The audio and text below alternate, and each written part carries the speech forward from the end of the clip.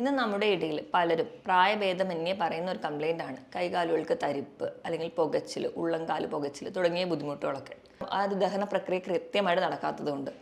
ഇതല്ലാതെ തന്നെ അവർക്ക് വരാം ഹാർട്ട് ബീറ്റിലുള്ള വേരിയേഷൻസ് വരാം, ശ്വസിക്കുമ്പോൾ ഉള്ള ബുദ്ധിമുട്ട്, കിതപ്പ് അല്ലെങ്കിൽ നെഞ്ചിടിപ്പ് കൂടുതലായിട്ട് തോന്നുക, ഇങ്ങനത്തെയുള്ള പല ലക്ഷണങ്ങളും ഇവരിൽ പ്രസൻറ്റ് ചെയ്യുന്നത് കാണാം.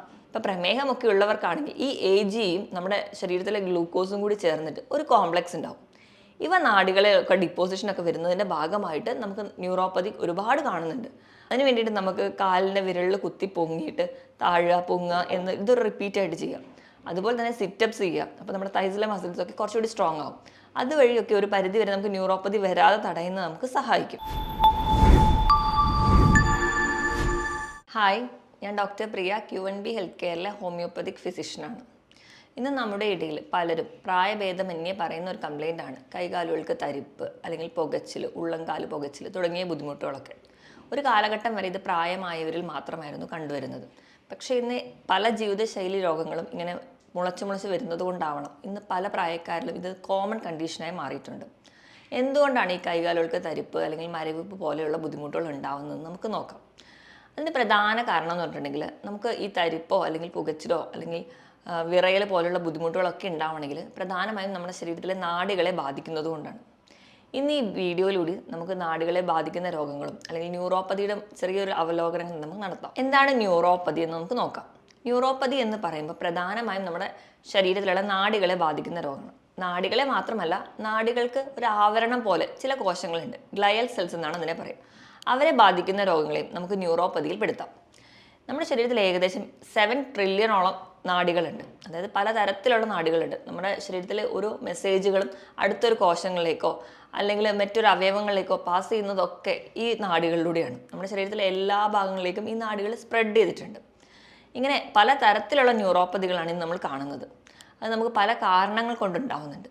ആദ്യം നമുക്ക് എന്തൊക്കെ കാരണങ്ങൾ കൊണ്ടാണ് പ്രധാനമായും ന്യൂറോപ്പതി ഉണ്ടാവുന്നത് നോക്കാം. ഒരു പരിധി വരെ പ്രായമാകുമ്പോൾ നമുക്കറിയാം നമ്മുടെ കോശങ്ങളും നമ്മുടെ ശരീരത്തിലെ പല അവയവങ്ങളും അല്ലെങ്കിൽ നമ്മുടെ ശരീരത്തിലെ നാഡികളും ഒക്കെ ഒരു വെയർ ആൻഡ് ടിയർ, അതായത് തേയ്മാനവും അതുകൊണ്ടുണ്ടാകുന്ന പല ഡീജനറേഷൻസും കാണാറുണ്ട്. അതിൻ്റെ ഭാഗമായിട്ട് ഒരു പരിധി വരെ നാഡികൾ സംബന്ധിക്കുന്ന രോഗങ്ങൾ ഉണ്ടാവാറുണ്ട്. ഇത് കൂടാതെ തന്നെ നമ്മുടെ ജീവിതശൈലി രോഗങ്ങളായ പ്രമേഹം അല്ലെങ്കിൽ ഉയർന്ന രക്തസമ്മർദ്ദം അല്ലെങ്കിൽ കൊളസ്ട്രോൾ കൂടി നിൽക്കുന്ന കണ്ടീഷനിലൊക്കെ ആ ഒരു നാഡികളുടെ പ്രവർത്തനം കൃത്യമായി നടക്കാതെ വരുന്നു. അതിൻ്റെ ഭാഗമായിട്ട് നമുക്ക് ഈ തരത്തിൽ തരിപ്പോ മരവിപ്പോ പോലെയുള്ള ബുദ്ധിമുട്ടുകൾ ഉണ്ടാകുന്നത്. ഇത് കൂടാതെ പോഷകാഹാരത്തിൻ്റെ കുറവ് മൂലം പ്രധാനമായിട്ടും നമ്മൾ പറയുകയാണെങ്കിൽ വൈറ്റമിൻ B12 കുറവുണ്ട്, അല്ലെങ്കിൽ വൈറ്റമിൻ D അതുപോലെ തന്നെ വളരെ പ്രധാനപ്പെട്ട ഒന്നാണ്. അവയുടെയൊക്കെ കുറവ് മൂലം നമുക്കിന്ന് ഒരുപാട് പേർക്കും കാലുകൾക്ക് തരിപ്പ് അല്ലെങ്കിൽ ഇങ്ങനെ നാഡി സംബന്ധമായ രോഗങ്ങൾ ഉണ്ടാകുന്നുണ്ട്. ഇത് കൂടാതെ ചില ഇൻഫെക്ഷൻസ്, ഇപ്പോൾ നമുക്കൊരു TB പോലെയുള്ള കണ്ടീഷൻസിലോ അല്ലെങ്കിൽ ക്യാൻസറിൻ്റെ ചില ലുക്കീമിയ, മൈലോമ പോലെയുള്ള കണ്ടീഷൻസിലോ, അതുകൂടാതെ തന്നെ ഇപ്പോൾ നമുക്ക് ഏതെങ്കിലും ഒരു മുറിവോ അല്ലെങ്കിൽ ഒരു ആക്സിഡൻ്റ് ഒക്കെ ഉണ്ടായിട്ട് നമ്മുടെ നാഡികൾക്ക് പെട്ടെന്ന് പൊട്ടിപ്പോവുക അല്ലെങ്കിൽ നാഡികൾക്ക് ക്ഷതം വരിക, ഇങ്ങനത്തെയുള്ള കണ്ടീഷൻസിലൊക്കെ നമുക്ക് നാഡികളെ സംബന്ധിക്കുന്ന രോഗങ്ങൾ കാണാറുണ്ട്. ഏറ്റവും കൂടുതൽ പക്ഷേ നമ്മൾ കാണുന്നത് ഡയബറ്റിക് ന്യൂറോപ്പതിയാണ്. അതായത് പ്രമേഹം അൺകൺട്രോൾഡ് ആയിട്ട് വരുമ്പോൾ ഉണ്ടാകുന്നതാണ്. ഇത് കൂടാതെ തന്നെ ഏതെങ്കിലും ഒരു ഭാഗത്തേക്കുള്ള നാഡികൾ മുറിഞ്ഞു പോവുക, അല്ലെങ്കിൽ അവർക്ക് പെട്ടെന്ന് ഉണ്ടാകുന്ന ചില രോഗങ്ങൾ, ചില പനിയോ അല്ലെങ്കിൽ ചില വൈറൽ ഇൻഫെക്ഷൻസ് ഒക്കെ വന്നു കഴിഞ്ഞ് കഴിഞ്ഞാൽ അതിൻ്റെ ഒരു ആഫ്റ്റർ ഇഫക്ട്സ് ആയിട്ടും നമുക്ക് ഇങ്ങനെ ന്യൂറോപ്പതി കാണിക്കാറുണ്ട്. ഇത് കൂടാതെ തന്നെ മദ്യപാനം, പുകവലി പോലെയുള്ള ശീലങ്ങളുണ്ടെങ്കിൽ നമുക്കറിയാം കൃത്യമായിട്ട് നമ്മുടെ കോശങ്ങൾക്കോ അല്ലെങ്കിൽ നാഡികൾക്കോ പ്രവർത്തിക്കാൻ പറ്റില്ല. കാരണം ഇവയിലുണ്ടാകുന്ന ഈ ടോക്സിക് മെറ്റീരിയൽസ് കൃത്യമായിട്ട് അവരുടെ പ്രവർത്തനം നടത്താൻ സമ്മതിക്കില്ല. അതിൻ്റെ ഭാഗമായിട്ട് നമുക്ക് കാലുകൾക്ക് തരിപ്പ്, മരവിപ്പ് അല്ലെങ്കിൽ ഇങ്ങനെ പലതരത്തിലുള്ള ന്യൂറോപ്പതിയുടെ ലക്ഷണങ്ങൾ കാണിക്കാറുണ്ട്. ഇതിനോടൊപ്പം തന്നെ ചില വാദസംബന്ധമായ രോഗങ്ങൾ, ഇപ്പം ആമവാദം പോലെയുള്ള അല്ലെ SLE പോലെയുള്ള കണ്ടീഷൻ ഉള്ളവർക്ക് ചില മരുന്നുകൾ കണ്ടിന്യൂസ് ആയിട്ട് ഉപയോഗിക്കുന്നതിൻ്റെ ഒരു സൈഡ് എഫക്റ്റ് ആയിട്ട് ഇവയിൽ ഒക്കെ ഈ ഒരു നാഡികളുടെ രോഗങ്ങൾ ഉണ്ടാവുന്നതായിട്ട് നമുക്ക് കാണാം. പ്രധാനമായിട്ടും ഈ ഒരു ന്യൂറോപ്പതിയെ നമ്മൾ 4 ആയിട്ടാണ് ഡിവൈഡ് ചെയ്തിരിക്കുന്നത്. 4 ഏതൊക്കെയാണെന്ന് നോക്കിക്കഴിഞ്ഞാൽ peripheral neuropathy, autonomic neuropathy, focal neuropathy and cranial neuropathy. ആദ്യം നമുക്ക് പെരിഫറൽ ന്യൂറോപ്പതി എന്താണെന്ന് നോക്കാം. പെരിഫറൽ ന്യൂറോപ്പതി എന്ന് പറയുമ്പോൾ നമുക്കറിയാം നമ്മുടെ ഒരു നാഡീ വ്യവസ്ഥ എന്ന് പറയുമ്പോൾ നമ്മുടെ തലച്ചോറിൽ നിന്ന് ഉണ്ടാവുന്ന ഒരുപാട് ചെറിയ ചെറിയ നാഡികൾ ഉണ്ടാവാം. അതിൽ നിന്ന് താഴേക്ക് വരുമ്പോൾ നമ്മുടെ തലച്ചോറിൻ്റെ താഴേക്ക് കണ്ടിന്യൂ ചെയ്തുമ്പോൾ സുഷുമ്ന നാഡി ഉണ്ട്. അത് നമ്മുടെ കശേരുകളുടെ ഇടയിലൂടെ ഇങ്ങനെ പാസ് ചെയ്ത് നമ്മുടെ ശരീരത്തിൻ്റെ മറ്റ് പല അവയവങ്ങളിലേക്കും നമ്മുടെ ശരീരത്തിൻ്റെ വിരൽ തുമ്പിലേക്കും കാലിൻ്റെ തുമ്പിലേക്ക് വരെ സ്പ്രെഡ് ചെയ്ത് പോകുന്നുണ്ട്. അപ്പോൾ ഈ സുഷുമ്ന നാഡിയിലേക്ക് വരുന്ന ഈ ഒറിജിൻ ചെയ്യുന്ന ഈ ഒരു ബ്രാഞ്ച് അല്ലെങ്കിൽ ഈ ഒരു കൂട്ടമാണ് പെരിഫറൽ നെർവ്സ് എന്ന് പറയും.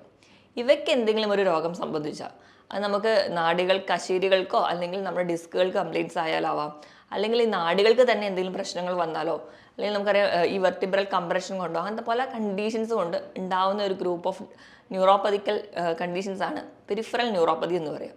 ഈ പെരിഫറൽ ന്യൂറോപ്പതി എന്ന് പറയുമ്പോൾ നമ്മൾ ഒരുപാട് കേസിലും കാണുന്നൊരു സിംറ്റംസ് ഒക്കെയാണ് ഇവരും പ്രസൻറ്റ് ചെയ്യുക. തുടക്കം എപ്പോഴും മിക്കവാറും കേസിലും കാലിലായിരിക്കും. കാലിൽ അവർ പറയാറുണ്ട് കാലിൽ തരിപ്പുണ്ട്, പെരുപ്പുണ്ട്, പുകച്ചിൽ അനുഭവപ്പെടുന്നു, ഉള്ളം കാലിന് പുകച്ചിൽ, അവർ പല രീതിയിലുള്ള സെൻസേഷൻ. ഇത് നമ്മൾ ആ ഒരു ആദ്യത്തെ സ്റ്റേജിൽ തരിപ്പോ പെരുപ്പോ ഒന്നും വലിയ കാര്യമാക്കി എടുക്കില്ല. അപ്പോൾ അത് ഡെവലപ്പ് ചെയ്ത് പോകുമ്പോൾ അവർ പറയുന്ന ഒരുപാട് ബുദ്ധിമുട്ടുകൾ നമ്മൾ എപ്പോഴും കേൾക്കുന്നതാണ്. അവർ പറയാൻ ചെരുപ്പിട്ട് കഴിഞ്ഞാൽ ചെരുപ്പിട്ട പോലെ തോന്നുന്നില്ല, എണീറ്റ് നടക്കുമ്പോൾ തറ അറിയാൻ പറ്റുന്നില്ല, ആ ഒരു സെൻസേഷൻ അവർക്ക് നഷ്ടപ്പെടുന്നു, പെട്ടെന്ന് വേച്ചു പോകുന്നു, വീഴാൻ പോകുന്നു തുടങ്ങിയ ബുദ്ധിമുട്ടുകളൊക്കെ പേഷ്യൻസ് നമ്മുടെ അടുത്ത് വന്ന് പറയാറുണ്ട്. ഇത് നമുക്ക് ഡെവലപ്പ് ചെയ്ത് വരുന്ന സമയത്ത് കൈകളിലെയും ബാധിക്കും. കൈകൾക്ക് തരിപ്പ് പല വീട്ടമ്മമാരും പറയുന്ന ഒരു കംപ്ലൈൻ്റ് ആണ്. പാത്രം കഴുകുമ്പോഴൊക്കെ ഭയങ്കര ബുദ്ധിമുട്ട് അനുഭവപ്പെടുന്നു. അതായത് ചൂലൊക്കെ എടുത്ത് മുറ്റം തൂക്കുമ്പോൾ ബുദ്ധിമുട്ട്. ചില പടമൊക്കെ വരയ്ക്കുന്നവരായിരുന്നു കാണണം. മുൻപ് കാലത്തൊക്കെ നല്ലപോലെ പടം വരച്ചിരുന്ന ഒരാൾക്കാണ് ചിലപ്പം കൈകൾക്ക് വിറ തുടങ്ങിയിട്ട് പടം വരയ്ക്കാൻ പറ്റുന്നില്ല, ഒന്ന് പേര് പോലും എഴുതാൻ പറ്റാത്ത കണ്ടീഷൻസ്. ഇങ്ങനെ ഒരുപാട് ബുദ്ധിമുട്ടുകൾ അവർ നമ്മുടെ മുമ്പിൽ പ്രസൻറ്റ് ചെയ്യാറുണ്ട്. ആ ഒരു സെൻസേഷൻ ലോസിലോട്ടൊക്കെ വരുമ്പോൾ ചിലർക്ക് തണുപ്പ് സെൻസേഷൻ ആയിരിക്കും നഷ്ടപ്പെടുന്നത്, ചിലർക്ക് ചൂട് തിരിച്ചറിയാൻ പറ്റുന്നില്ല. ചെറിയ ചൂടിലൊക്കെ അവർക്ക് വലിയ പ്രശ്നമില്ലാത്ത രീതിയിലായിരിക്കും അവർക്ക് അനുഭവപ്പെടുക. ഇതുകൂടാതെ കൈകാലുകൾക്കുള്ള വിറയൽ, ഇങ്ങനത്തെ പല ബുദ്ധിമുട്ടും നമ്മുടെ ജീവിത ശൈലികൾ പല കാരണങ്ങൾ കൊണ്ടും നമുക്ക് ദൈനംദിന പ്രവർത്തനങ്ങൾ പോലും ചെയ്യാൻ പറ്റാത്ത വരുന്ന ഒരു കണ്ടീഷനിലോട്ട് ഈ ന്യൂറോപ്പതി എത്താറുണ്ട്. ഇതാണ് പ്രധാനമായിട്ടും പെരിഫറൽ ന്യൂറോപ്പതിയിൽ കാണാറ്. ഇനി രണ്ടാമതായിട്ട് പറയുന്നതാണ് ഓട്ടോണോമിക് ന്യൂറോപ്പതി. ഓട്ടോണോമിക് എന്ന് പറയുമ്പോൾ തന്നെ നമ്മുടെ നിയന്ത്രണത്തിലല്ലാതെ പോകുന്ന നമ്മുടെ ശരീരത്തിലെ ചില പ്രവർത്തനങ്ങളാണ്. ഇപ്പോൾ ഉദാഹരണം നോക്കുകയാണെങ്കിൽ ഹാർട്ട് ബീറ്റ് ചെയ്യുന്നത്, നമ്മൾ ശ്വസിക്കുന്നത്, നമ്മൾ കഴിക്കുന്ന ഭക്ഷണം ദഹിക്കുന്നത്. നമ്മൾ ഭക്ഷണം കഴിക്കുമ്പോൾ നമ്മൾ അറിയും, പക്ഷെ ദഹിക്കുന്നത് നമ്മൾ അറിയുന്നില്ല. ഇങ്ങനെ നമ്മുടെ നിയന്ത്രണത്തിൽ അല്ലാതെ പോകുന്ന പ്രവർത്തനങ്ങളെയാണ് നമ്മൾ ഓട്ടോണോമിക് എന്ന് പറയാറ്. അപ്പോൾ ഇങ്ങനെയുള്ള ചില പ്രവർത്തനങ്ങളെ ബാധിക്കുന്ന ഒരു ന്യൂറോപ്പതി ഗ്രൂപ്പിനെയാണ് നമ്മൾ ഓട്ടോണോമിക് ന്യൂറോപ്പതി എന്ന് പറയാം. അതിൽ ആദ്യം തന്നെ വരുന്നത് ചിലപ്പം നമ്മുടെ ചുണ്ട് വായൊക്കെ പെട്ടെന്ന് ഉണങ്ങുന്ന പോലെ, നാക്കൊക്കെ വരളുന്ന പോലെ തോന്നാം. നമ്മൾ ഭക്ഷണമൊക്കെ നല്ലപോലെ കഴിച്ചാലും ആ ഒരു ഡൈജഷൻ പ്രോപ്പറായിട്ട് നടക്കില്ല. അതിൻ്റെ ഭാഗമായിട്ട് മലബന്ധം, ചിലർക്കാണെങ്കിൽ വയറിളക്കമായിട്ട് പ്രസൻറ്റ് ചെയ്യുന്നതാണ്. അല്ലാതെ ഗ്യാസിൻ്റെ ബുദ്ധിമുട്ടായിട്ട് ചിലർക്ക് പ്രസൻറ്റ് ചെയ്യും, കാരണം ആ ഒരു ദഹന പ്രക്രിയ കൃത്യമായിട്ട് നടക്കാത്തത് കൊണ്ട്. ഇതല്ലാതെ തന്നെ അവർക്ക് വരാം ഹാർട്ട് ബീറ്റിലുള്ള വേരിയേഷൻസ് വരാം, ശ്വസിക്കുമ്പോൾ ഉള്ള ബുദ്ധിമുട്ട്, കിതപ്പ് അല്ലെങ്കിൽ നെഞ്ചിടിപ്പ് കൂടുതലായിട്ട് തോന്നുക, ഇങ്ങനത്തെയുള്ള പല ലക്ഷണങ്ങളും ഇവരിൽ പ്രസൻറ്റ് ചെയ്യുന്നത് കാണാം. ഇതോടൊപ്പം തന്നെ നമുക്ക് പ്രായമായവരിൽ കാണുന്ന ഒരുപാട് ലക്ഷണങ്ങൾ ഇവിടെ കാണാറുണ്ട്. ചിലപ്പോൾ നമ്മൾ ഇരിക്കുന്നിടത്ത് എണീക്കാൻ പോകുമ്പോൾ വീഴാൻ പോവുക, അല്ലെങ്കിൽ നമ്മൾ എണീറ്റ് നടന്നു പോയി മുഖം കഴുകാൻ പോകുമ്പോൾ ആ ഒരു ജോയിൻറ്റിൻ്റെ ആ ഒരു പൊസിഷൻ നഷ്ടപ്പെടുക, ആ ഒരു സെൻസേഷൻ നഷ്ടപ്പെടുന്നതിൻ്റെ ഭാഗമായിട്ട് പെട്ടെന്ന് വീഴാൻ പോവുക. ചിലപ്പോൾ നമുക്ക് തന്നെ ആ ഒരു കോർഡിനേഷൻ നഷ്ടപ്പെടുന്നതുകൊണ്ട് നമ്മുടെ ഷർട്ടിൻ്റെ തന്നെ ബട്ടൺസ് ഇടാൻ ബുദ്ധിമുട്ട് തോന്നുക. അങ്ങനെ ബേസിക് ആയിട്ട് നമുക്ക് ചെയ്യാൻ പറ്റുന്ന പല കാര്യങ്ങളും ഇപ്പം അൺകൺട്രോളബിളായി പോവുക. അങ്ങനെയുള്ള ചില ലക്ഷണങ്ങളാണ് ഈ ഓട്ടോണോമിക് ന്യൂറോപ്പതിയിൽ കാണാറ്. ഇതല്ലാതെ മൂന്നാമത്തെ ടൈപ്പാണ് ഫോക്കൽ ന്യൂറോപ്പതി. ഫോക്കൽ ന്യൂറോപ്പതി എന്ന് പറഞ്ഞാൽ നമ്മുടെ ശരീരത്തിൽ ഏതെങ്കിലും ഒരു ഭാഗത്തെ ഒരു നാഡീരെ മാത്രം ബാധിക്കുന്നതാണ് ഫോക്കൽ ന്യൂറോപ്പതി. ഇപ്പം നമ്മുടെ കയ്യിൽ പറയുകയാണെങ്കിൽ നമ്മൾ ചില ആൾക്കാർ പറയാറുണ്ട് ചെറുവിരൽ തൊട്ട് 3 വിരലുകൾ മാത്രം ധരിക്കുക. അതുപോലെ തന്നെ കാലിൽ ആ ഒരു ചെറുവിരൽ തൊട്ട് അടുത്തുള്ള ബാക്കി 2 വിരളെയും കൂടെ ബാധിക്കുന്ന തരത്തിൽ മാത്രം ഒരു തരിപ്പ് അങ്ങനെ വരുന്ന കാണാറുണ്ട്. അത് ചിലപ്പോൾ നമ്മുടെ കയ്യിലെ ഏതെങ്കിലും ഒരു നാഡികളെ മാത്രം ബാധിക്കുന്നുണ്ടാണ്. ചിലപ്പോൾ അതിന് കാർപ്പൽ ടണൽ സിൻഡ്രോം എന്നൊക്കെയാണ് നമ്മൾ പറയാറ്. ഇങ്ങനെയുള്ളൊരു സിംറ്റംസ് ഒക്കെയാണ് ഒരുപാട് പേര് പ്രസൻറ്റ് ചെയ്യാറുണ്ട്. ഇതല്ലാതെ തന്നെ നമുക്ക് ഏതെങ്കിലും ഒരു ഇഞ്ചുറി അല്ലെങ്കിൽ ഒരു ആക്സിഡൻ്റ് ഒക്കെ പറ്റിയിട്ട് നമ്മുടെ കാലിൽ ഒരു നാഡി അല്ലെങ്കിൽ ഒരു നാടിക്ക് മാത്രം മുറിവ് വരിക, അല്ലെങ്കിൽ കയ്യിലോ എവിടെയായാലും ആ ഒരു ഭാഗത്തേക്ക് മാത്രം ഒരു സെൻസേഷൻ നഷ്ടപ്പെടുക, അല്ലെങ്കിൽ അവിടേക്ക് മാത്രം ഒന്നും അറിയാത്ത പോലെ തോന്നുക. ഈ ഒരു കണ്ടീഷനെ നമ്മൾ ഫോക്കൽ ന്യൂറോപ്പതി എന്ന് പറയും. പിന്നെ ക്രേനിയൽ ന്യൂറോപ്പതി, കൂടുതലും തലച്ചോറുമായി ബന്ധപ്പെട്ട കണ്ടീഷൻസാണ് ഇവർ പ്രസൻറ്റ് ചെയ്യാറ്. ക്രേനിയൽ ന്യൂറോപ്പതിയിൽ കൂടുതലും നമ്മുടെ തലച്ചോറിൽ നിന്ന് ഉത്ഭവിക്കുന്ന നാഡികൾക്ക് സംബന്ധിക്കുന്ന എന്തെങ്കിലും രോഗങ്ങളാവാം. അതിപ്പം ഇത് മാത്രമല്ല നമ്മുടെ മറ്റ് ജീവിതശൈലി രോഗങ്ങൾ കൊണ്ടും ഇങ്ങനെ വരാം. ഈ ഒരു കണ്ടീഷനാണ് നമ്മൾ ക്രേനിയൽ ന്യൂറോപ്പതിയിലോട്ട് പെടുക. ഇതൊക്കെയാണ് പ്രധാനമായും ന്യൂറോപ്പതിനെ ഡിവൈഡ് ചെയ്തിരിക്കുന്നത്. ഇതിൽ ഏറ്റവും കൂടുതൽ നമ്മുടെ അടുത്ത് വരുന്ന ആൾക്കാർ കാണിക്കുന്ന ഒന്നെന്ന് പറഞ്ഞാൽ ഡയബറ്റിക് ന്യൂറോപ്പതിയാണ്. അതായത് പ്രമേഹം കൺട്രോൾ അല്ലാതെ പോകുന്ന കണ്ടീഷനിൽ നമ്മൾ തുടക്കത്തിൽ തന്നെ ചികിത്സിക്കാതിരിക്കുക, അല്ലെങ്കിൽ ചികിത്സിച്ചില്ലെങ്കിൽ പോലും പ്രമേഹം ഉണ്ടെന്ന് അറിഞ്ഞാൽ പോലും ഭക്ഷണം നിയന്ത്രിക്കാതിരിക്കുക, അല്ലെങ്കിൽ വേണ്ട രീതിയിലൊരു ഒരു ലൈഫ് സ്റ്റൈൽ മോഡിഫിക്കേഷൻ ഒന്നും ചെയ്തിട്ടില്ലെങ്കിൽ അതുമൂലം ഉണ്ടാകുന്ന ന്യൂറോപ്പതിനെയാണ് നമ്മൾ ഡയബറ്റിക് ന്യൂറോപ്പതി എന്ന് പറയും. ഡയബറ്റിസ് അഡ്വാൻസ് ചെയ്ത് പോകുന്ന കണ്ടീഷൻസിൽ ഈ പ്രമേഹം അല്ലെങ്കിൽ നമ്മുടെ ഗ്ലൂക്കോസ് മോളിക്യൂൾസ് നമ്മുടെ നാഡികളിലും നമ്മുടെ രക്തക്കുഴലിലൊക്കെ ബാധിക്കുന്നതിൻ്റെ ഭാഗമായിട്ടാണ് ഈ ഡയബറ്റിക് ന്യൂറോപ്പതി വരും. ഡയബറ്റിക് ന്യൂറോപ്പതിയിലും ആദ്യം തന്നെ പേഷ്യൻസ് മിക്കവാറും പറയുന്നത് കാലുകൾക്ക് തരിപ്പായിട്ട്, കാലിൻ്റെ വിരലുകൾക്ക് തരിപ്പ്, അതായത് തണുപ്പടിക്കുമ്പോൾ ഭയങ്കര ബുദ്ധിമുട്ടാണ് ഡോക്ടറെ എന്നൊക്കെ പറയുന്ന ഒരുപാട് കണ്ടീഷൻസ് നമ്മൾ കാണാറുണ്ട്. ഇതുകൂടാതെ കൈകാലുകളിൽ മാത്രമല്ല നമുക്ക് ആ ഒരു സെൻസേഷൻ നഷ്ടപ്പെടുന്നു. ചിലർക്ക് ചൂടറിയുന്നില്ല, തണുപ്പ് അറിയുന്നില്ല, ഇങ്ങനെയൊക്കെ വരുന്നു. ചിലപ്പോൾ ഒരു മുറിവുണ്ടായാൽ പോലും വേദന അറിയുന്നില്ല. അതായത് എല്ലാ തരത്തിലുള്ള സെൻസേഷൻസും അവർക്ക് നഷ്ടപ്പെട്ടിട്ടുണ്ടാവും. അതുകൊണ്ട് തന്നെ ഈ മുറിവ് അവർ അറിയാതെ പോകുന്നതിൻ്റെ ഭാഗമായിട്ട് ചിലപ്പോൾ ഇതൊരു വ്രണം, ചെറിയൊരു വ്രണമായിരുന്നു, അത് ചിലപ്പോൾ അൾസറായി മാറിയിട്ടുണ്ടാവും. അങ്ങനെ അൾസർ കൂടി വരുന്ന കണ്ടീഷൻസിലൊക്കെയാണ് ചിലപ്പോൾ നമ്മൾ കാലിലാണ് കൂടുതൽ നമുക്ക് മുറിവുകൾ വരുന്നതും. നമ്മൾ ചെരുപ്പിടുമ്പോൾ ഒക്കെ ആ ഒരു ബുദ്ധിമുട്ടുള്ളതുകൊണ്ട് ചിലപ്പോൾ ചെരുപ്പിടാതെ നടക്കും. അതൊക്കെ ഒരു ഡയബറ്റിക് ഫൂട്ടിലോട്ട് വരുന്നുണ്ട്. അങ്ങനെ നമ്മുടെ കാലിലെ വിരളോ അല്ലെങ്കിൽ കാലോ തന്നെ മുറിച്ച് മാറ്റുന്ന ഒരുപാട് കണ്ടീഷൻസ് നമ്മുടെ ചുറ്റിലുമുണ്ട്. നമ്മൾ ശ്രദ്ധിക്കാതെ പോകുന്നതുകൊണ്ട് ഉണ്ടാവുന്ന ഒരു കണ്ടീഷനാണ്, അല്ലെങ്കിൽ പ്രമേഹം നിയന്ത്രിക്കാതെ പോകുമ്പോൾ ഉണ്ടാകുന്ന ഒരു കോംപ്ലിക്കേഷൻ മാത്രമാണ് ഡയബറ്റിക് ന്യൂറോപ്പതി. അപ്പോൾ ഇങ്ങനെ എന്താ പറയുക, പ്രമേഹമൊക്കെ ഉണ്ടെങ്കിൽ അല്ലെങ്കിൽ പാരമ്പര്യമായിട്ട് പ്രമേഹം ഉണ്ടെങ്കിൽ നമ്മൾ ചെയ്യേണ്ടത് എന്താണെന്ന് വെച്ചിട്ടുണ്ടെങ്കിൽ നമ്മൾ വർഷത്തിലൊരിക്കലെങ്കിലും ഇങ്ങനെ ഒരു ന്യൂറോപ്പതിക് ടെസ്റ്റുകളൊക്കെ ചെയ്യുക. നമ്മുടെ കാലുകളൊക്കെ എന്നും വൈകുന്നേരം കുളിക്കുന്നതിന് മുൻപായിട്ട് തന്നെ പരിശോധിക്കുക, എന്തെങ്കിലും മുറിവുകളൊക്കെ ഉണ്ടോ. ചിലപ്പോൾ നമുക്ക് വേദന അറിയുന്നില്ലാത്തത് കൊണ്ട് നമ്മൾ ശ്രദ്ധിക്കപ്പെടാതെ പോകുന്നതാവാം. നമ്മുടെ വീട്ടിലെ ഓരോരുത്തർക്ക് ആർക്കെങ്കിലും ഒരാൾക്ക് പ്രമേഹമുണ്ട്, അച്ഛനോ അമ്മയ്ക്കോ പ്രമേഹമുണ്ടെങ്കിലും കുട്ടികൾ തന്നെ ശ്രദ്ധിക്കണം. എന്താ അവരുടെ കാലിൽ മുറിവുകളൊക്കെ ഉണ്ടോ എന്ന് നോക്കിയിട്ട് വേണം അവരെ സംരക്ഷിക്കാൻ. എങ്കിൽ മാത്രമേ ഈ ഒരു കോംപ്ലിക്കേഷനിലോട്ട് പോവാതിരിക്കുകയുള്ളൂ. ഇതോടൊപ്പം തന്നെ കാണുന്ന ഒരു കണ്ടീഷനാണ് ഗില്ലൻ ബാരി സിൻഡ്രോം. അതൊരു റെയർ കണ്ടീഷനാണ്. നമ്മുടെ ശരീരത്തിലെ പ്രതിരോധ ശേഷി ഈ നാടുകൾക്ക് എതിരെ പ്രവർത്തിക്കുന്ന ഒരു കണ്ടീഷനാണ്. ഇതൊക്കെയാണ് പ്രധാനമായും ന്യൂറോപ്പതിയിൽ വരുന്ന കണ്ടീഷൻസ്. ഇനി നമുക്ക് എങ്ങനെ ഒരു ന്യൂറോപ്പതി കണ്ടുപിടിക്കാം? അപ്പം ഒന്നാമത് നമ്മൾ ക്ലിനിക്കിലൊക്കെ വരുമ്പോൾ ആ ഒരു ലക്ഷണങ്ങൾ വെച്ചിട്ടാണ് നമ്മൾ തിരിച്ചറിയാം ഇതൊരു ന്യൂറോപ്പതിക് കണ്ടീഷനാണ്. പിന്നെ ഒരു ഡയഗ്നോസിസിലോട് വരുമ്പോൾ നമുക്ക് നെർവ് കണ്ടക്ഷൻ സ്റ്റഡി ചെയ്യാറുണ്ട്. ഇത് ആ നാടുകളിലൂടെ മെസ്സേജ് പാസ് ചെയ്യുന്നത് അനുസരിച്ചിട്ട്. പിന്നെ ഇലക്ട്രോ മയോഗ്രാം ചെയ്യാറുണ്ട്, അതായത് നാടുകളിൽ നിന്ന് പേശികളിലോട്ട് എങ്ങനെ മെസ്സേജ് പാസ് ചെയ്യുന്നു എന്നൊക്കെ നോക്കിയിട്ടുണ്ട്. ഇനി മറ്റ് രോഗങ്ങളുമായി ബന്ധപ്പെട്ടിട്ടാണ് വരുന്നതെങ്കിൽ നമ്മൾ അതിന് വേണ്ടിയിട്ടുള്ള സ്ക്രീനിങ് ടെസ്റ്റും കൂടി ചെയ്യാറുണ്ട്. പ്രമേഹ രോഗികൾക്കാണെങ്കിൽ നമ്മൾ അതിനുവേണ്ടി HbA1c അല്ലെങ്കിൽ മറ്റ് ടെസ്റ്റുകൾക്കോ വേണ്ടി വിടും. BP ഉയർന്ന, തൈറോയിഡിൻ്റെ മൂലം അല്ലെങ്കിൽ കൊളസ്ട്രോൾ കൂടുതൽ അല്ലെങ്കിൽ അങ്ങനെ മറ്റ് രോഗങ്ങൾ കൊണ്ടാണ് വരുന്നതെങ്കിൽ നമ്മൾ അതിനു വേണ്ടി റിലേറ്റഡ് ആയിട്ടുള്ള ടെസ്റ്റുകൾ നിർബന്ധമായും ചെയ്താൽ മാത്രമേ ഈ ന്യൂറോപ്പതി കംപ്ലീറ്റ് ആയിട്ട് നമുക്കൊന്ന് കൺട്രോൾ ചെയ്യാൻ പറ്റുള്ളൂ. ഇനി നമ്മൾ മാനേജ്മെൻറ്റ് സൈഡിലോട്ട് വരുമ്പോൾ നമുക്കറിയാം നമ്മുടെ ജീവിതശൈലി രോഗങ്ങൾ ചിലതെല്ലാം നമുക്കിന്ന് ന്യൂറോപ്പതി കണ്ടീഷൻസ് ഉണ്ടാക്കുന്നുണ്ടെന്ന്. അപ്പോൾ നമ്മൾ അവോയ്ഡ് ചെയ്യുന്ന ഭക്ഷണങ്ങൾ നോക്കുമ്പോൾ ഞാൻ ഈ പറഞ്ഞ രീതിയിൽ ഇപ്പം എന്തെങ്കിലും ഒരു കാരണങ്ങൾ ഉള്ളവരാണെങ്കിൽ, ഇപ്പം ഡയബറ്റീസോ അല്ലെങ്കിൽ BP, തൈറോയിഡ്, കൊളസ്ട്രോൾ പോലെയുള്ള ജീവിതശൈലി രോഗങ്ങൾ ഉള്ളവരാണെങ്കിൽ അത് ആദ്യം നിയന്ത്രിക്കുക. അത് നിയന്ത്രിക്കുമ്പോൾ തന്നെ ഒരു പരിധി വരെ നമുക്ക് ഈ കണ്ടീഷൻസ് ഒക്കെ കൺട്രോൾ ചെയ്യാൻ പറ്റും. അപ്പോൾ അതിന് വേണ്ടി തന്നെയുള്ള ലൈഫ് സ്റ്റൈൽ മോഡിഫിക്കേഷൻ നടത്തുക. ഇപ്പം ഒരുപാട് വീഡിയോസിലൂടെ തന്നെ എങ്ങനെ കൊളസ്ട്രോൾ നിയന്ത്രിക്കാം അല്ലെങ്കിൽ എങ്ങനെ പ്രമേഹം നിയന്ത്രിക്കാം എന്നൊക്കെ നമ്മൾ കണ്ടിട്ടുണ്ട്. വീണ്ടും അത് ഞാൻ റിപ്പീറ്റ് ചെയ്യുന്നില്ല. അപ്പം അതിനോടൊപ്പം തന്നെ അല്ലെങ്കിൽ നമ്മൾ അന്നജം കുറയ്ക്കുന്നതിനോടൊപ്പം അല്ലെങ്കിൽ മധുരം കുറയ്ക്കുന്നതിനോടൊപ്പം തന്നെ നമ്മൾ ഒഴിവാക്കേണ്ട ഏറ്റവും പ്രധാനപ്പെട്ട ഭക്ഷണം എന്ന് പറയുന്നത് നമ്മുടെ ഫാറ്റി ഫുഡ് അല്ലെങ്കിൽ ഒരുപാട് ജങ്ക് ഫുഡ് കഴിക്കുന്നവരാണെങ്കിൽ അതൊന്ന് കൺട്രോൾ ചെയ്യാം. നമ്മൾ ചെറുപ്പത്തിലെ ആ ഒരു ശീലമുള്ളവരാണെങ്കിൽ അത് ആദ്യം തന്നെ കൺട്രോൾ ചെയ്യുകയാണെങ്കിൽ ഒരു പരിധി വരെ കൺട്രോൾ ചെയ്യാൻ പറ്റും. കാരണം ഈ ഒരു ജങ്ക് ഫുഡ് എന്ന് പറയുമ്പോൾ അതിലുണ്ടാകുന്ന ഒരു എന്ന് പറഞ്ഞാൽ advanced glycation end product, AGE എന്ന് പറയുന്ന ഒരു പ്രൊഡക്റ്റ് ഉണ്ടാവുന്നുണ്ട്. അതായത് നമ്മൾ ഗ്രിൽഡ് ചിക്കനോ അല്ലെങ്കിൽ പ്രോസസ്ഡ് ഫുഡുകളൊക്കെ കഴിക്കുമ്പോൾ ഇതിൽ നിന്ന് നമ്മുടെ ശരീരത്തിലേക്ക് എത്തുന്ന ഒരു വസ്തുവാണ് AGE. ഇപ്പോൾ പ്രമേഹമൊക്കെ ഉള്ളവർക്കാണെങ്കിൽ ഈ AGEയും നമ്മുടെ ശരീരത്തിലെ ഗ്ലൂക്കോസും കൂടി ചേർന്നിട്ട് ഒരു കോംപ്ലക്സ് ഉണ്ടാവും. ഇവ നാഡികളെയൊക്കെ ഡിപ്പോസിഷനൊക്കെ വരുന്നതിൻ്റെ ഭാഗമായിട്ട് നമുക്ക് ന്യൂറോപ്പതി ഒരുപാട് കാണുന്നുണ്ട്.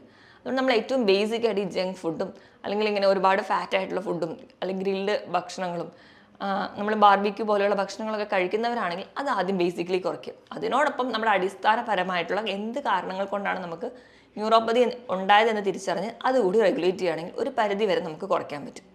ഇനി നമ്മൾ എന്തൊക്കെ ഭക്ഷണം കഴിച്ചാലാണ് നമ്മുടെ നാടുകളുടെ പ്രവർത്തനം മെച്ചപ്പെടുത്താൻ പറ്റുക എന്ന് നോക്കാം. അതിന് ഒന്നാമത്തേതായിട്ട് പറയുന്നതാണ് ആൽഫ ലിയോനിക് ആസിഡ്. ആൽഫ ലിപ്പോയിക് ആസിഡ് എന്ന് പറയുമ്പോൾ നല്ലൊരു ആൻറ്റി ഓക്സിഡൻ്റ് ആണ്. ആൻറ്റി ഓക്സിഡൻ്റ് എന്ന് പറഞ്ഞാൽ നമ്മുടെ ശരീരത്തിൽ നമ്മുടെ കോശങ്ങളെയോ അല്ലെങ്കിൽ നാഡികളെയോ അല്ലെങ്കിൽ നമ്മുടെ മസിലുകളെയോ ഒക്കെ നശിപ്പിക്കുന്ന ഓക്സിഡേഷൻ പ്രവർത്തനങ്ങളെ തടയുന്നവരാണ് ആൻറ്റി ഓക്സിഡൻസ്. ഇവ കൂടുതലായിട്ടും കാണുന്നത് നമ്മുടെ ബീഫിൻ്റെയൊക്കെ ലിവറിൽ അല്ലെങ്കിൽ മട്ടൻ്റെയൊക്കെ ലിവറിൽ കാണുന്നുണ്ട്, ചെറിയ മത്സ്യങ്ങളിലും നട്ട്സിലും ഒക്കെ കാണുന്നുണ്ട്. ഇവ അധികമായിട്ട് കഴിക്കാൻ വേണ്ടി ശ്രദ്ധിക്കുക. ആഴ്ചയിൽ ഒരു 3-4 ദിവസമെങ്കിലും ഇവ കഴിക്കുകയാണ്. മറ്റ് രോഗങ്ങളൊന്നും ഇല്ലാത്തവരാണെങ്കിൽ ഇത് കഴിക്കുന്നത് നിങ്ങളുടെ നാടുകളുടെ പ്രവർത്തനം മെച്ചപ്പെടുത്തും. രണ്ടാമതായിട്ട് വൈറ്റമിൻ B2 അല്ലെങ്കിൽ തൈമിൻ. ഇവ കൂടുതലായിട്ടും കാണുന്നത് തവിടുള്ള ധാന്യങ്ങളിലാണ്. അതോടൊപ്പം തന്നെ നമ്മൾ ഇലക്കറികളൊക്കെ കഴിക്കുക, നല്ലപോലെ മുട്ടയൊക്കെ കഴിക്കുക. ഇവ സ്ഥിരമായി കഴിക്കുകയാണെങ്കിൽ നമുക്കൊരു പരിധി വരെ, അതായത് ഇപ്പം കറുത്ത ഒരു തരത്തിലുള്ള വലിയ പയർ വർഗ്ഗങ്ങളൊക്കെ ഉണ്ട്, അവയിലൊക്കെ ഈ വൈറ്റമിൻ B1 ധാരാളമായിട്ടുണ്ട്. വൈറ്റമിൻ B1ൻ്റെ ഒരു അഭാവം കൊണ്ടുണ്ടാകുന്ന ന്യൂറോപ്പതി ആണെങ്കിൽ അത് നമ്മൾ ഇത് കഴിക്കുന്നതിലൂടെ മാറുന്നതാണ്.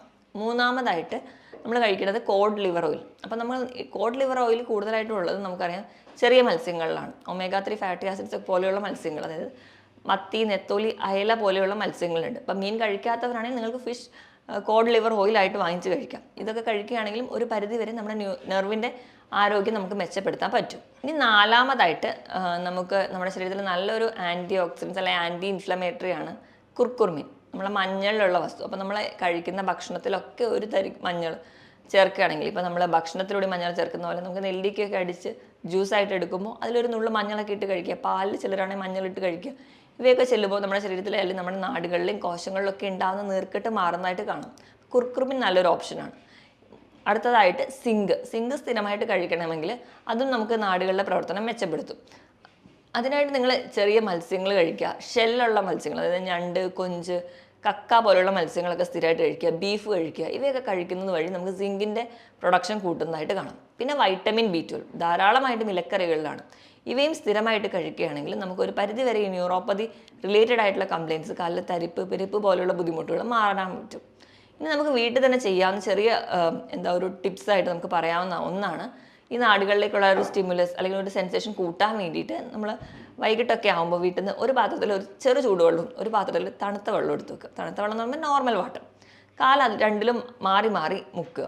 ഒരു 5 സെക്കൻഡ് നമ്മൾ തണുത്ത വെള്ളത്തിൽ മുക്കുകയാണെങ്കിൽ അടുത്തതായിട്ട് ചൂടുവെള്ളത്തിൽ മുക്കുക. അങ്ങനെ കാല് മാറി മാറി മുക്കുമ്പോൾ ആ ഒരു സെൻസേഷൻ അല്ലെങ്കിൽ ആ ഒരു സ്റ്റിമുലസ് നമുക്ക് കൂട്ടാൻ പറ്റും. ഇതുപോലെ തന്നെ കാലിന് ഇടയ്ക്കിടയ്ക്ക് നല്ല മസാജ് ചെയ്ത് കൊടുക്കുക, നല്ല രീതിയിലുള്ള വ്യായാമം കൊടുക്കുക. അതുപോലെ തന്നെ പ്രധാനമാണ് നമ്മുടെ കാലിലെ വണ്ണയ്ക്കുള്ള മസിൽസ്, അതായത് കാഫ് മസിൽസ്, നമ്മുടെ തൈസിലുള്ള മസിൽസിനൊക്കെ കുറച്ചുകൂടി സ്ട്രോങ് ആക്കുക. ഇതൊക്കെ നമ്മൾ ഒരു ചെറുപ്പം തൊട്ടേ തുടങ്ങുകയാണെങ്കിൽ നമുക്ക് നമ്മുടെ മസിൽസിന് ആ ഒരു പ്രോപ്പർ കൺട്രാക്ഷനും റിലാക്സേഷനും ഒക്കെ നടക്കും. അപ്പോൾ നമ്മുടെ ബ്ലഡ് സപ്ലൈ, നെർവ് സപ്ലൈ ഒക്കെ കൃത്യമായിട്ട് നടക്കുന്നതായിട്ട് കാണാം. അതിന് വേണ്ടിയിട്ട് നമുക്ക് കാലിൻ്റെ വിരലിൽ കുത്തി പൊങ്ങിയിട്ട് താഴുക, പൊങ്ങുക എന്ന് ഇതൊരു റിപ്പീറ്റായിട്ട് ചെയ്യാം. അതുപോലെ തന്നെ സിറ്റപ്സ് ചെയ്യുക. അപ്പോൾ നമ്മുടെ തൈസിലെ മസിൽസൊക്കെ കുറച്ചുകൂടി സ്ട്രോങ് ആകും. അതുവഴിയൊക്കെ ഒരു പരിധി വരെ നമുക്ക് ന്യൂറോപ്പതി വരാതെ തടയുന്നത് നമുക്ക് സഹായിക്കും. അതുപോലെ നല്ലപോലെ വെയിൽ കൊള്ളുക. വൈറ്റമിൻ D ഡെഫിഷ്യൻസി ഒക്കെ ഉണ്ടെങ്കിൽ അത് മാറാൻ വേണ്ടിയിട്ട് നല്ലപോലെ വെയിൽ കൊള്ളുക എന്ന് പറയുമ്പോൾ ഒരു 5 മിനിറ്റോ 10 മിനിറ്റോ ആയാലും മതി. രാവിലത്തെയും വൈകിട്ടത്തെയും ഒക്കെ വെയിൽ പറ്റുന്ന പോലെ കൊള്ളുക, നമ്മുടെ സ്കിന്നിൽ വീഴത്തക്ക രീതിയിൽ. എങ്കിൽ മാത്രമേ ഒരു വൈറ്റമിൻ D നമുക്ക് കിട്ടുള്ളൂ. എന്നാൽ മാത്രമേ നമുക്ക് ഇത് മൂലമുണ്ടാകുന്ന ഡെഫിഷ്യൻസിയാണ് നിങ്ങൾക്ക് ന്യൂറോപ്പതി ഉണ്ടാക്കുന്നതെങ്കിൽ അത് മാറ്റാൻ പറ്റുള്ളൂ. ഇങ്ങനെയൊക്കെ ചെയ്തു കഴിഞ്ഞാൽ ഒരു പരിധി വരെ നമുക്ക് കാലുകളിലെ തരിപ്പ്, പുകച്ചിൽ, മരവിപ്പ് പോലെയുള്ള ബുദ്ധിമുട്ടുകൾ മാറുന്നതായിട്ട് കാണാം. മറ്റൊരു ഹെൽത്ത് ടോപ്പിക്കുമായിട്ട് വീണ്ടും കാണുന്നത് വരെ നന്ദി.